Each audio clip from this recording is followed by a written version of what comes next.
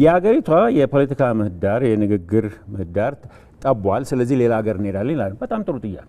እሺ አሜሪካን ሀገር ይኖራል 10 ዓመት ይኖራል 20 ዓመት 30 የኔ አይነት ደግሞ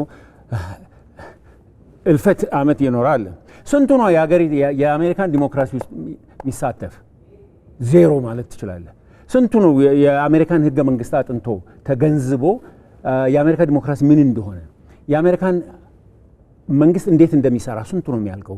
ሲቲ ካውንስል ምን እንደሚሰራ ስንቱ ነው ሲቲ ካውንስል ሄዶ የተሟገተ?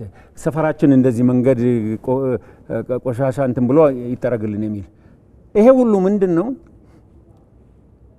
ምክንያት ሰጥቶ አንደኛ የሀገሪቷን ፖለቲካ ሰይጣናዊ ለማድረግ ነው። ግን እውነት ዲሞክራሲ በወሬ ብቻ አይደለም። አሁን ችግራችን ይሄ ነው። ሁሉ ተነስቶ ስለለፈለፈ ዲሞክራሲ ነው እንላለን። ለምሳሌ የመናገር መብት የአሜሪካን ህገ መንግስት የመናገር መብት ልዩ የሆነ አቀማመጥ አለው። ልዩ የሆነ ጥበቃ ያደርጋል። ፈርስት አሜንድመንት ወይ አንደኛው ማሻሻያ የሚባለው አለ። ያ የሀገሪቷን ፖለቲካ የምታንቀሳቅሰው በዛ ነው፣ በፈርስት አሜንድመንት ማለት ነው። ምክንያቱም ለ250 ዓመት የተጠቀሙበት ህገ መንግስት ስለሆነ በብዙ መንገድ በተለምዶ በምን ተብሎ በልዩ በሆነ መንገድ በዓለም በጣም የመናገርና የሀሳብ መቃየር መብት ይጠብቃል በሚል ደረጃ ያለ ነው። ያንን ዲሞክራሲ ምን ያህል ነው የሚያውቁት? ምን አጥንተዋል?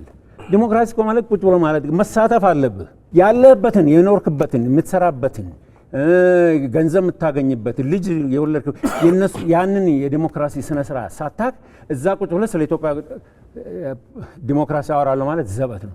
ይህን ደግሞ ህዝብ ማወቅ አለበት። እዛ ቁጭ ብሎ ምንድነው ኤምቲ ባረል የሚሉት ባዶ በርሜል እንደመጮህ ማለት ነው። ግን ምንድነው ዋናው ችግራችን? ይሄን ደግሞ ማስመር ፈልጋለሁ። አሜሪካ ስለኖርን አሜሪካን የምትሰጠንን ድጎማም ሆነች እድልን ተጠቅመን እዚህ ያሉትን ማስተማር እንፈልጋለን። ለምን? በላይ ነን ብለን ስለምናምን ነው። ማንም ሰው ይሄን አድሚት አያደርግም። ግን እዛ ያለ ፖለቲከኛ ነኝ የሚል እዛ ሆኖ እዚህ ያሉት ገሌ እንዲያልሰራም ፕራይም ሚኒስትሩ እንዲያጠፋ ገሌ ምናምን ብሎ መናገር ስለነሱ መናገር ያስፈልግ። ግን ጣትን እንዲስታ ሶስት ጣት አንተ ላይ ነው የሚመለከተው። ምን እያደረግክ ነው አንተ እዛው ስላለህበት ሀገር? ያንን ተለምዶ ወደ ኢትዮጵያ እንዴት አድርገህ ነው የምታመጣው ነው? በምንድን ነው የምታስተምራቸው ነው? ግን ይሄ ሁሉ ሰው አይጠይቅም። ሰው መጠየቅ ህዝብ በተለይ አገሪቷ ውስጥ የሚኖር ህዝብ መጠየቅ ያለበት ምንድን ነው?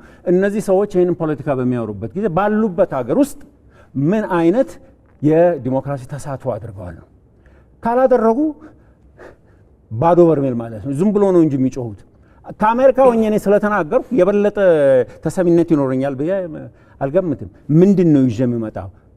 ምን አይነት ገንቢ ዲሞክራሲ ከአሜሪካ የተማርኩትን አምጥቼ ለኢትዮጵያ ለግሳለሁ ነው ጥያቄው። እዛ ቁጭ ብለህ ግደለው እንዲህ በል ዘሩ እንዲያው የሚባል ነገር ሊኖር አይችልም። እኔ ሁልጊዜ ማተኩረው ይሄንን ማስመር ፈልጋለሁ። አድማጭ መጠየቅ አለበት ሁልጊዜ። አንድ ሰው ከዛ ሆኖ ሲናገር ዩቲዩብ ላይ ሲናገር ቲክቶክ ላይ ሲናገር ማን ነው ይሄ ሰውዬ? ምንድነው ባክግራውንዱ? ከኋላው ምን ላይ ተመስርቶ ነው? ምን ማስረጃ ይዞ ነው የቀረበው? ታማኝ ነው ወይ? ካሁን በፊት ዋሽቷል ወይ? የጠለቀ ሀሳብ ነው ወይ? ማስረጃ ላይ ተደገፈ ኤቪደንስ ቤዝ ነው ማስረጃ ላይ ተደገፈ መረጃ ነው የማገኘው። ዝም ብሎ መቀበል ግን አንደኛው ችግር እሱ ነው። ብዙ ሰው አይጠይቅም ጥያቄ። የሚሰማውን የሚያዳምጠው በዚህ ገባና ኢንተርናላይዝ ወይ ውስጥ ያስገባውና ይደመድምበታል። መጨረሻ ላይ ምንድነው የሚሆነው? የነዛ ሚረር ኢሜጅ ይሆናል ማለት ነው የሚሰማውን። ያ የሚሰማውን እንደገና ማስተጋባት፣ ያ ደግሞ በህብረተሰቡ ውስጥ ያስፋፋል ማለት ነው።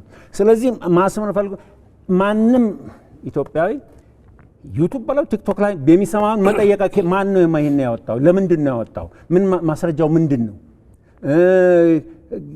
ገንቢ ነው ወይ? ጥፋት ላይ ነው ወይ ያለው? እነዚህን ጥያቄዎች ስናነሳ እና እነዚህ ሰዎች የሚያወሩት ጮርጋ ባዶ መሆናቸው እናያለን።